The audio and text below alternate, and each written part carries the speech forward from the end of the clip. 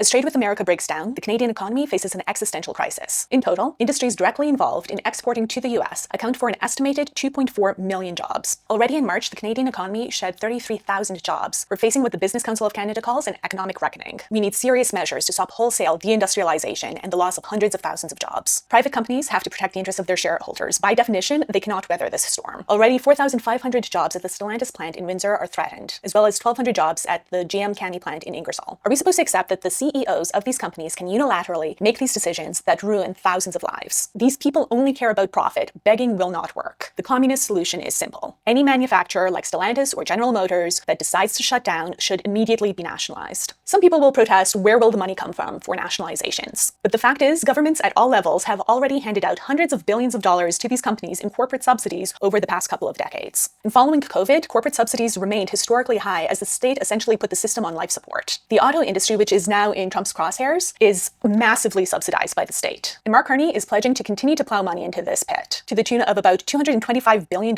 over the next 4 years. So therefore, the question of where do we get the money from is a moot point. Even on a capitalist basis, Canadians have paid for these companies many times over. And we haven't even gotten into the massive profits these companies make off the back of workers that they are now threatening to lay off. We say any company that prioritizes their profits over the interests of the working class should be nationalized without compensation. But nationalization is only the first step in a process. We need to combine the political demand for nationalization with the labor movement that confronts these factory shutdowns with factory occupations. The workers themselves know how to run these factories better than anyone else. If the CEOs decide to shut them down, the workers should occupy them, kick out the managers, and run them under democratic workers' control. Of course, one plant run under workers' control can't operate in a sea of capitalism. But the crisis goes beyond just one factory. The entire Canadian economy was built in integration with the United States, and now that relationship is over. This raises the question of how the Canadian economy can continue to develop without relying on our American neighbors. But how will this even be accomplished without violating private property? Let's be honest, it would take a miracle. If the whole economy needs to be reorganized, we will need to combine our resources and direct production centrally towards what is absolutely necessary. The hundreds of billions of dollars earmarked for corporate subsidies should instead be directed towards restructuring the entire manufacturing sector, retooling factories as necessary with no loss of jobs. The auto industry currently supports 128,000 auto manufacturing jobs, and indirectly supports an additional 462,000. The only way to maintain those jobs and ensure the viability of the industry is for the state to nationalize the entire sector and institute a rational plan of production based on need. For example, public transportation is completely inadequate and absolutely dilapidated in many cities. The manufacturing sector, instead of artificially being kept alive to produce for an unstable market, could be retooled to produce mass transportation for every major city. Of course, it's impossible to produce a complete blueprint for how the economy could be retooled. We must first break the shackles of private ownership so that we can develop a rational plan of production based on need, not on profit. We say don't subsidize, nationalize.